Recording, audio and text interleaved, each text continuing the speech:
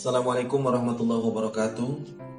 Alhamdulillah, hari ini kita bertemu kembali di pertemuan kedua pelajaran bahasa Indonesia bersama saya Juhendri dan Ustazah Titin.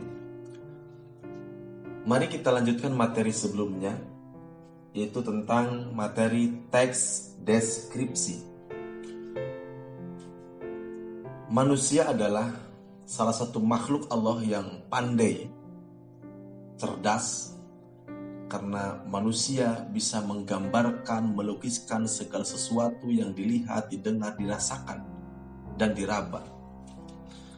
Kita tahu tentang warna karena orang tua kita menjelaskan tentang warna. Kita tahu tentang benda karena orang tua kita pada saat mengajari kita, mereka menjelaskan, menggambarkan tentang benda yang dikenalkan kepada kita. Sehingga kita sekarang tahu seperti apa rumah, seperti apa orang, seperti apa dingin, seperti apa panas, seperti apa kasar, halus. Karena hasil dari deskripsi atau gambaran yang diberikan oleh orang tua kita, atau guru kita, lingkungan kita, yang memberikan gambaran tentang objek tersebut. Saya ambil contoh, kita ahli dalam menggambarkan. Contoh, kamu sudah menonton sebuah film, tetapi teman kamu tidak menonton film. Tiba-tiba teman kamu menanyakan kepada kamu tentang film yang kamu tonton.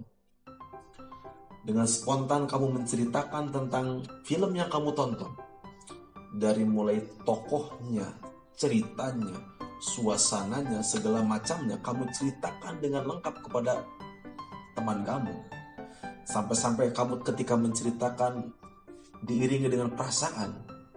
Saking hebatnya kamu menceritakan, menggambarkan, melukiskan bagaimana film yang kamu tonton.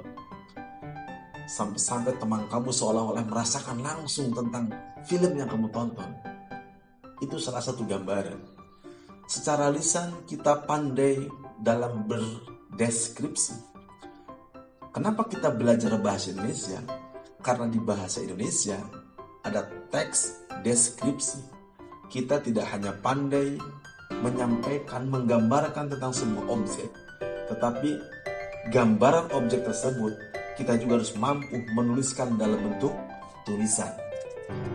Maka teks deskripsi adalah teks yang menggambarkan, melukiskan sebuah objek, apakah itu benda, orang, dan yang lain-lain. Karena tujuan dari teks deskripsi, tujuan utamanya adalah orang yang membaca teks kita seolah-olah melihat, mendengar, dan merasakan apa yang kita gambarkan. Ada 3 ciri teks deskripsi. Yang pertama, penggambaran melalui panca indera. Bisa sesuatu yang dilihat, sesuatu yang didengar oleh telinga kita, sesuatu yang dicium oleh hidung kita, sesuatu yang diraba oleh telapak tangan kita, oleh kulit kita, atau sesuatu yang dirasakan melalui hati kita. Yang kedua, gambaran sebuah benda atau suasana. Itu kita bisa gambarkan. Apakah benda itu besar, kecil, mewah, biasa, dan sebagainya. Yang ketiga tentang warna, ukuran, sifat, dan lain-lain. Ini juga bisa digambarkan. Dari ketiga ciri teks deskripsi ini, maka kita bisa mengklasifikasikan bahwa yang pertama kita bisa mendeskripsikan orang. Apakah dari bentuk, bentuk fisiknya, atau dengan yang lainnya. Yang kedua, kita bisa mendeskripsikan tentang benda. Saya ambil contoh, kita bisa mendeskripsikan kursi.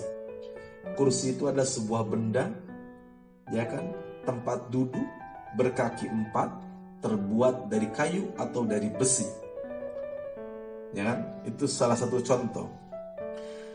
Selanjutnya kita bisa mendeskripsikan tentang tempat. Apalagi kalau yang paling mudah, kita paling gampang bisa mendeskripsikan tempat yang tempat wisata atau tempat-tempat yang kita senangi. Bahkan kita juga bisa mendeskripsikan tempat yang tidak kita sukai. Selanjutnya kita bisa mendeskripsikan watak atau sifat seseorang. Kalau kita punya teman baik, kita bisa menjelaskan kepada teman kita tentang kebaikan teman kita kepada orang lain. Atau kita melihat orang yang sifatnya sombong, kita bisa menggambarkan tentang watak. Selanjutnya mendeskripsikan tentang suasana.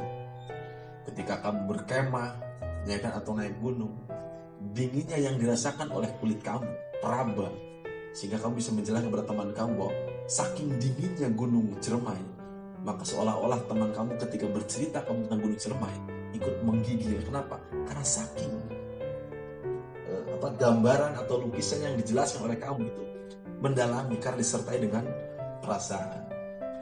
Itu gambaran singkat tentang teks deskripsi. Itu supaya mudah saja. Maka ketika kita mau membuat tentang teks atau tulisan teks deskripsi, maka ada kaidah yang harus kita tempuh, namanya struktur teks deskripsi. Yang pertama, kita memilih judul. Objek apa yang akan kita deskripsikan? Itu judul. Saya ambil contoh, kita akan mendeskripsikan tentang orang tua. Setelah itu, ada definisi umum, gambaran tentang orang tua secara global. Orang tua itu bisa ayah, bisa ibu, ya kan? Bisa orang yang lebih tua daripada kita. Kita menggambarkan tentang secara garis besar tentang orang tua. Struktur yang ketiga itu definisi bagian. Kita bisa menggambarkan, melukiskan tentang kebaikan orang tua kita, tentang pekerjaan orang tua kita, ya kan? Tentang watak orang tua kita. Kita bisa menggambarkan rumah orang tua kita. Kita bisa menggambarkan segala sesuatu yang berhubungan dengan orang tua kita. Sehingga ketika kita tulis tentang orang tua kita, judulnya orang tua kita, teks yang kita buat itu bisa terbayang oleh teman-teman kita atau yang membaca teks kita seolah-olah bagaimana gambaran lukisan, ya kan, tentang orang tua kita. Nah, itu untuk sementara tentang teks deskripsi. Nanti pertemuan berikutnya kita bisa melanjutkan bagaimana kita melatih diri bagaimana menulis tentang teks deskripsi. Untuk selanjutnya silakan kamu diputar ulang videonya. Setelah itu kamu santai sejenak dan kamu boleh mengerjakan tugas atau dari materi tadi. Mudah-mudahan pertemuan berikutnya kita lebih dimudahkan sehingga kita lebih enak dalam belajar. Mohon maaf, terima kasih. Assalamualaikum warahmatullahi wabarakatuh.